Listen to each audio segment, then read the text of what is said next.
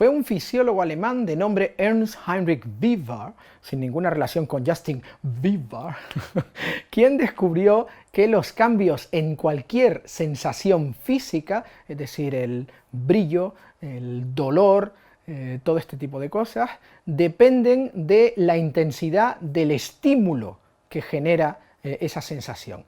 De modo que cuanto mayor es ese estímulo, menos percibe el ser humano los cambios.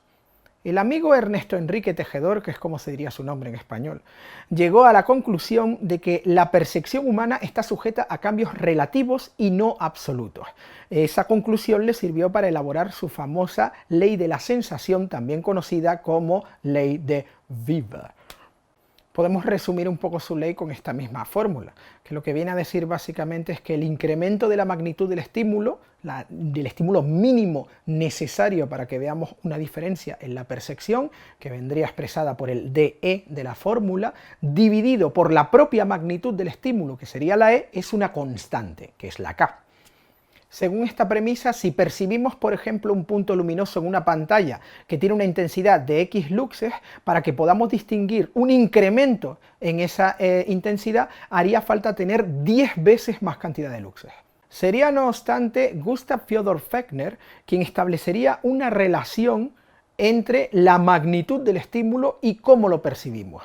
Lo haría por medio de la ley de Weber-Fechner, que lo que viene a afirmar es que el cambio mínimo discernible en la magnitud de un estímulo debe ser proporcional a la magnitud del estímulo. La relación entre el citado estímulo y la percepción se corresponde a una escala logarítmica. Si un estímulo crece como una progresión geométrica, multiplicada por una constante, la percepción evolucionará por medio de una progresión aritmética, es decir, con cantidades añadidas.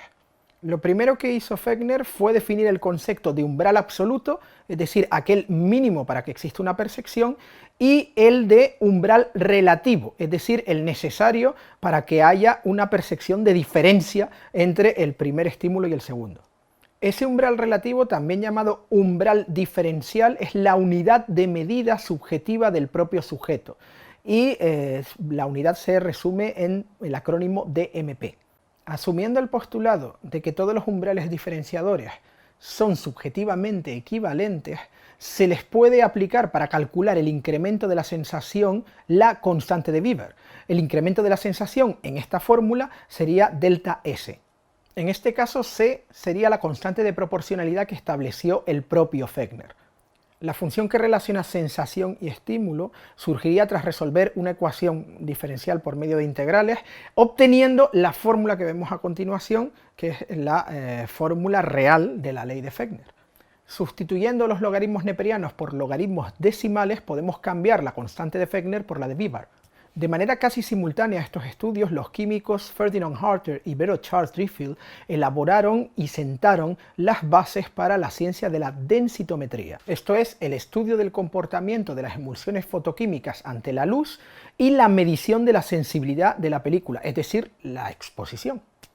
Para comprender la respuesta de cualquier emulsión fotoquímica, trazaron la célebre curva HID de Harter y Driefield, también conocida como curva característica o curva sensitométrica. Además de revolucionar por completo la historia de la fotografía, Harter en su tiempo libre se dedicó a impulsar a muerte el desarrollo y la adopción del sistema métrico en el Reino Unido. Ambos motivos son suficientes para estarle agradecido para siempre. La curva sensitométrica relaciona en un eje de coordenadas las densidades con las exposiciones. En el eje de ordenadas figuran las densidades, que no son otra cosa que el logaritmo de las opacidades, mientras que en el eje de abscisas figura el logaritmo de la exposición o las exposiciones relativas. Es decir, este eje representa el logarítmico de la intensidad lumínica por el tiempo de exposición. Se trazan 21 puntos del logaritmo de la exposición con sus correspondientes densidades y se unen esos puntos con la curva que pasa por ellos. Esos puntos se hallan con un sensitómetro, que es un aparato que vela 21 cuñas diferentes en la emulsión fotoquímica de exposiciones progresivas. Tras el revelado se emplea otro aparato que se llama densitómetro y que mide efectivamente las densidades de esos 21 escalones, de esas 21 veladuras que habíamos mencionado con anterioridad. Las densidades obtenidas varían de una a otra en una proporción de 0,15, o lo que es lo mismo, el logaritmo de la raíz cuadrada de 2. Lo más interesante es que podemos calcular gran cantidad de características de la emulsión fotoquímica que estamos utilizando gracias a esta curva. Su punto de corte con el eje de ordenadas se corresponde con la mínima densidad que ya tiene la emulsión fotoquímica en su origen. Y esto es, primero, porque está revelada pero no expuesta y porque ya contiene cierta densidad per se al ser una emulsión.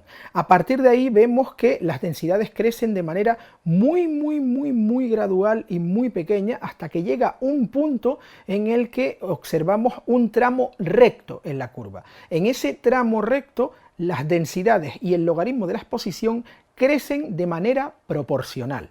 Por último, cuando llegamos a la parte alta de la curva nos encontramos de nuevo con una gradación muy suave en las altas luces que termina por convertirse en una asíntota en el momento en que las altas luces se queman por completo. A la suave gradación en la parte baja de la curva se le denomina talón o pie.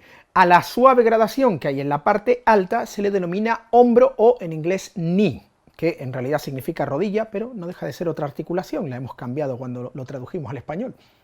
El tramo recto de la curva representaría los valores de exposición considerados correctos, que no significa que sea obligatorio mantenerse dentro de esos tramos de exposición. De hecho, es mucho más interesante y se utiliza muchísimo más en la dirección de foto probablemente el tramo bajo y el tramo alto, porque nos dan unas gradaciones muy suaves y que enriquecen muchísimo las tonalidades de la imagen sin que haya un contraste muy exagerado. Pero la cosa no queda ahí, porque si nosotros proyectamos, por ejemplo, sobre el eje de abscisas el tramo recto, nos quedaremos con la latitud que tiene esa emulsión. Y si al revés lo proyectamos sobre el eje de coordenadas, lo que obtendremos será el contraste que tiene esa emulsión. Así se llama a la tangente trigonométrica del tramo recto de la curva. Y depende esta gamma de la intensidad del revelado. Cuando tenemos un ángulo exacto de 45 grados, se dice que tenemos una gamma 1. Cuanto mayor es la gamma, pues disminuye más la latitud y aumenta más el contraste y viceversa.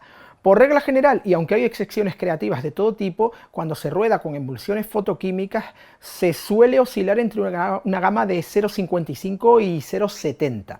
En la imagen electrónica no podemos aplicar la curva HID. La que podemos aplicar es un equivalente que se llama curva característica de transferencia, y de eso hablaremos en nuestro próximo capítulo.